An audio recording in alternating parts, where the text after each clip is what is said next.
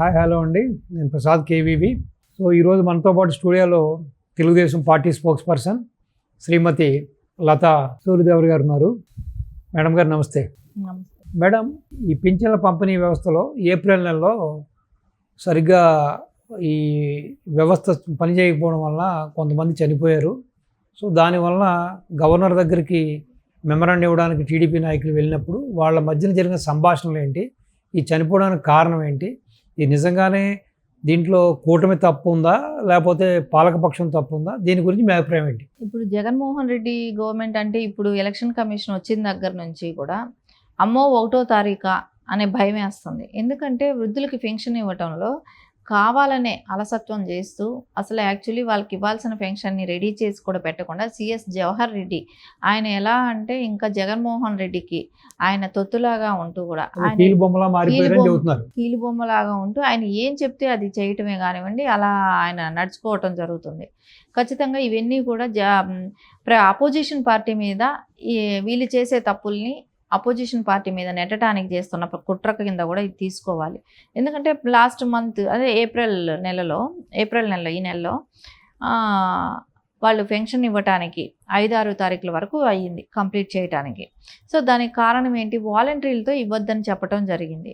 వాలంటీర్లు ఏంటంటే జగన్మోహన్ రెడ్డికి అనుచరులలాగా పనిచేయటమే కానివ్వండి, వాళ్ళు ఎంతసేపు వైఎస్ఆర్సీపీ క్యాడర్ లాగా ఉన్నారే కానీ వాళ్ళు ఒక ప్రభుత్వం దగ్గర తీసుకున్న శాలరీ తీసుకున్న ప్రభుత్వ ఉద్యోగాల్లాగా వాళ్ళు బిహేవ్ చేయట్లేదు. కాబట్టి చాలా మంది పాలక పక్షానికి మౌత్ పీస్గా పనిచేస్తున్నారు కాబట్టి ఇంకా అందుకోసం వాళ్ళకి ఇవ్వటం వాళ్ళని వద్దని చెప్పటం జరిగింది.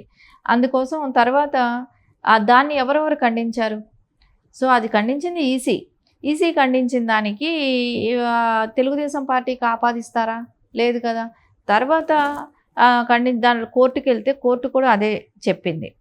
సో వాళ్ళ అవసరం లేదు, సచివాలయం సిబ్బందే కానివ్వండి, అంగన్వాడీ టీచర్లే అంగన్వాడీ వాళ్ళే కానివ్వండి, ఉపాధ్యాయులైనా సరే అండి, వాళ్ళతో ఇప్పించండి అని చెప్పారు. సాధారణంగా ఎలక్షన్ టైం కాబట్టి మీరు చెప్పినట్టుగా మీరు చెప్పిన ఈ 3 విభాగాలకు చెందిన వాళ్ళు చాలా ఫ్రీగా ఉంటారు. సో దగ్గర 4 లక్షల మంది ఉన్నారు, వాళ్ళ చేత ఇప్పించవచ్చు. కానీ ఇప్పించకుండా ఈ విధంగా తాత్సార్యం చేయడానికి ఒకటి ఫండ్స్ ఉన్నాయా లేకపోతే రాజకీయ లబ్ధి కోసం చేస్తున్న కుట్ర? ఇది మొత్తం రాజకీయ లబ్ధి కోసం చేస్తున్న కుట్రగానే పరిగణించాలి.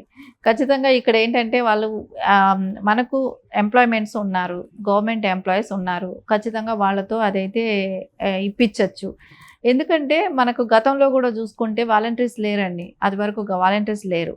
సో ఖచ్చితంగా ఇప్పుడు కూడా ప్రభుత్వం కానివ్వండి, ఈసీ కానివ్వండి, కోర్టు కానివ్వండి, రాలేని వాళ్ళకి వాళ్ళ ఇంటి దగ్గర తీసుకెళ్ళి ఇవ్వమని చెప్పింది.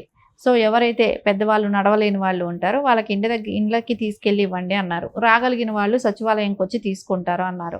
సో దానిలో ఒక 65 ఉన్న వాళ్ళు ఎలాగో సచివాలయం వరకు నడుచుకుంటూ వస్తారు, తీసుకుంటారు. పెద్దవాళ్ళు, బెడ్ రిడెన్ అయిపోయిన వాళ్ళు, ఎక్కువ దూరం నడవలేని వాళ్ళందరినీ కూడా ఖచ్చితంగా గవర్నమెంట్ మనకు ఎంప్లాయీస్ ఉన్నారు కాబట్టి, సచివాలయం సిబ్బంది ఉన్నారు కాబట్టి అసలు ఎలక్ట్రిసిటీ డిపార్ట్మెంట్ వాళ్ళు కూడా చేయొచ్చండి ఇది. ఎందుకంటే వాళ్ళు రీడింగ్ తీసుకోవటానికి ప్రతి ఇంటి మీద కూడా అవగాహన ఉంటుంది. సో ఖచ్చితంగా వాళ్ళందరూ కూడా వెళ్ళి ఇవ్వచ్చు. ఎందుకంటే అండి వాళ్ళకి ఏ ఇంట్లో ఎవరున్నారు, సో వాళ్ళ ఇంట్లో వయసైన వాళ్ళే ఉన్నారా అని కొత్తగా కూడా కాదు, అది కొత్త వాళ్ళు కూడా అనిపించరు. వాళ్ళకి ఎప్పుడు ఆ ఊర్లో తిరుగుతూ పరిచయం ఉన్న వ్యక్తులే కాబట్టి ఉంటుంది కాబట్టి వాళ్ళు కూడా ఇవ్వచ్చు. సో వీళ్ళందరూ గవర్నమెంట్ ఎంప్లాయీస్ ఇంతమంది ఉన్నప్పుడు ఎందుకు యూజ్ చేసుకోవట్లేదు? వాళ్ళందరినీ సచివాలయం వరకు రప్పించటం, అక్కడ వాళ్ళకు వచ్చిన రోజే కూడా ఇవ్వట్లేదు, వాళ్ళని వెయిట్ చేయించడం, మళ్ళీ రేపు రండి అని తిప్పటం, ఇలా తిప్పుతూ పోవటంతో ఏమవుతుందంటే ఖచ్చితంగా వాళ్ళకి అనారోగ్యం వస్తుంది. ఎందుకంటే ఎండల మూలాన వడదెబ్బ తగిలే అవకాశం ఉంది. వాళ్ళకి భోజన వసతి ఉండదు, వాటర్ ఫెసిలిటీ లేకుండా ఉంది. అందుకోసం వాళ్ళకి చనిపోయే అవకాశం ఈ మంత్ ఏప్రిల్ నెలలో 31 మంది చనిపోవటం కూడా జరిగింది. సో దాన్ని శవరాజకీయం చేసి నారా చంద్రబాబు నాయుడు గారు మూలాన వృద్ధులందరూ చనిపోయారని చెప్పేసి ఆయనకి ఎలక్షన్ టైంలో ఫండ్లకు, ఎందుకంటే ఎప్పుడు జగన్మోహన్ రెడ్డి కావాల్సింది శవరాజకీయాలు చేయటం అనేది కంపల్సరీ కాబట్టి ఆయన ఖచ్చితంగా మళ్ళీ ఇప్పుడు 1వ తారీఖు వచ్చేస్తుంది, మళ్ళీ అపోజిషన్ పార్టీ మీద నెట్టడం చేస్తారు. సో అందుకనే వాళ్ళు ఇబ్బంది పడకూడదు, ఎవరైతే వృద్ధులు ఉన్నారో వాళ్ళు ఇబ్బంది పడకూడదు అని చెప్పి వాళ్ళందరూ అపోజిషన్ అంటే జనసేన కానివ్వండి, బీజేపీ కానివ్వండి, తెలుగుదేశం కానివ్వండి, ముగ్గురు వెళ్ళి గవర్నర్ గారిని కలవటం, కలిసి ఇలాంటి ప్రాబ్లమ్స్ జరుగుతూనే ఉన్నాయి. ఏప్రిల్ నెలలో జరిగింది, మే నెలలో అలా జరగకుండా 1వ తారీఖు వాళ్ళ ఇండ్ల వరకు పెన్షన్ పంపించండి అని అడగటం జరిగింది. ఆయన కూడా దాని గురించి పాజిటివ్గానే ఆయన నిర్ణయం తీసుకున్నారు, అలాగే చేద్దామని చెప్పారు. సో దాంతో నేను గవర్నమెంట్తో చర్చిస్తానని కూడా చెప్పారు. ఖచ్చితంగా వాళ్ళకైతే నాకు అనిపిస్తుంది ఈ నెలలో అయితే పాజిటివ్గానే ఉంటుంది, ఇంటికి వరకు తీసుకెళ్ళి ఇచ్చే అవకాశం అయితే కనపడుతుంది. ఎందుకంటే లాస్ట్ కోర్టు కూడా అదే మొటిక్కాయలు వేసింది, కోర్టు కూడా అదే చెప్పింది, ఈసీ కూడా అదే చెప్పింది, ఇప్పుడు గవర్నర్ గారు కూడా అదే చెప్తారు. కాబట్టి ఖచ్చితంగా వాళ్ళైతే ఇంకా అది పాటించాల్సిన అవసరం ఉంది.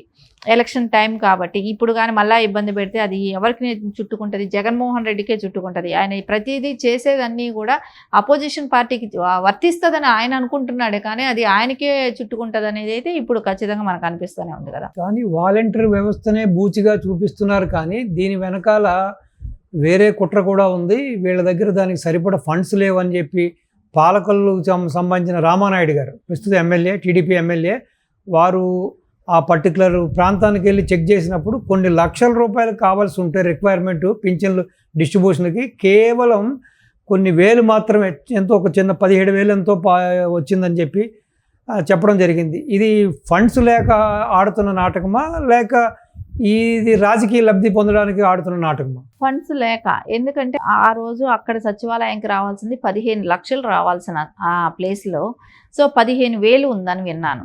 ఆ 15,000తో వాళ్ళకి ఎంతమందికి ఇస్తారు? 3,000 లెక్కనంటే 10 మందికి కూడా రాదు కదా. సో ఎంతమందికి ఇవ్వగలుగుతారు 15,000? అసలు 10 అక్కడ వచ్చిందేమో 100 జనాలు ఎక్కువ వచ్చారు, వృద్ధులందరూ. సో వాళ్ళకి ఒక 5 మాత్రం 5గురికి ఇవ్వగలుగుతారు, కానీ అక్కడ వచ్చిన వాళ్ళకందరికీ కానీ కనీసం మంచినీళ్ళు వసతి కూడా లేకుండా చేశారు. ఎండలో 3 రోజులు తిప్పించటం. కానీ వీళ్ళు డ్రామా ఏం చేశారంటే పడుకున్న మంచాలను పట్టుకొని, వైఎస్ఆర్సీపీ వాళ్ళు చేసిన శవరాజకీయాలు అంటారు కదా, సో ఆ వృద్ధుల్ని మంచం మీద పడుకోబెట్టి 4 పక్కల మంచాల మీద మోస్తూ జెండా అంటే నల్ల జెండా పట్టుకొని, అంటే తెలుగుదేశం పార్టీని స్లోగన్స్ ఇస్తూ అంటే తెలుగుదేశం చేయిస్తుంది. ఇది జగన్మోహన్ రెడ్డి ఇవ్వాలనుకున్నాడు, తెలుగుదేశం ఇవ్వనివ్వట్లేదు అనేది నారా చంద్రబాబు నాయుడు గారిని దూషిస్తూ వాళ్ళు తీసుకెళ్లటం జరిగింది. కానీ వాళ్ళు ఇవ్వాలనుకుంటే ఈ 4 మనుషులు ఎందుకండి? ఒక మనిషిని పంపిస్తే సరిపోతుంది కదా. ఇప్పుడు జెండా పట్టుకోవడానికి ఒకడును, మోసేదానికి 4 మనుషుల కన్నా ఒక మనిషితో ఇచ్చి పంపితే సరిపోతుంది కదా. కానీ ఇక్కడ అన్నీ కూడా ఎలాగైనా అపోజిషన్ పార్టీ వాళ్ళ మీద ఈ నింద నెట్టాలి, సో వాళ్ళని బ్లేమ్ చేయాలి అనేది ఖచ్చితంగా ఇక్కడ అనిపిస్తుంది. కానీ ఆయన ఏమనుకున్నాడు, వాలంటీర్లని మటుకు ఖచ్చితంగా నేను వాలంటీర్ల కోసమే కష్టపడుతున్నాను, మీకోసం నేను ఎంత ఫైట్ చేస్తున్నానని చూపెట్టాలనుకున్నాడు. కానీ అక్కడ అట్టర్ ఫ్లాప్ అయ్యాడు. ఎందుకంటే నారా చంద్రబాబు నాయుడు గారు వాళ్ళని ఏం ద్వేషించట్లేదు. ఆయన ఏమంటున్నారు, మీకు మెగా డిఎస్సిలో మీకు అవకాశాలు కల్పిస్తానంటున్నారు. ఎందుకంటే ఉన్నత చదువులు చదువుకున్న వాళ్ళు దానిలో ఉన్నారు కాబట్టి వాళ్ళందరూ కూడా మంచి జీతాలు తీసుకోవాలి, మంచి భవిష్యత్తు ఉండాలనే దానికోసం ఖచ్చితంగా మీరందరూ కూడా చదువుకున్న వాళ్ళు కాబట్టి మీకు అందరికీ రేపు పొద్దున తెలుగుదేశం గవర్నమెంట్ వచ్చిన తర్వాత మెగా డిఎస్సీలు మీకు అందరికీ అవకాశాలు కల్పిస్తానని చెప్పడంతో పాటు 10,000 రూపాయలు పెన్షన్ ఇస్తానని కూడా చెప్పడం జరిగింది. సో దీని అన్నిటి మూలాన వాలంటీర్లకు కూడా ఈరోజు తెలుగుదేశం పార్టీ రేపు తెలుగుదేశం గవర్నమెంట్ ఫామ్ చేస్తే సో వాళ్ళందరి భవిష్యత్తు కూడా బాగుంటుంది అనేది వాళ్ళందరికీ కూడా ఒక నమ్మకం అనేది వచ్చింది. సో శవ రాజకీయాలతోటి రక్త చరిత్రతో పుట్టిన పార్టీ అని చెప్పి ప్రతి వాళ్ళు చెబుతూ ఉంటారు ఈ పార్టీని. సో ఈ పింఛన్ల వ్యవహారం ఇప్పుడు మే 1వ తారీఖున కూడా మొదలవుతుంది కాబట్టి మీరు, మీ పార్టీ, మీ అధినాయకుడు మరి జాగ్రత్తతో ఉండి ప్రజల్ని ఏ విధంగా మీరు కాపాడుకుంటారు, లేకపోతే ఆ బ్లేమ్ మీ మీద వచ్చే అవకాశం ఉంది కాబట్టి మీరు దీన్ని ఏ విధంగా అధిగమిస్తారు? సిఎస్ ఇప్పుడు కీలుబొమ్మగా మారాడని చెబుతున్నారు, ఏకపక్ష నిర్ణయాలు తీసుకుంటారని చెబుతున్నారు.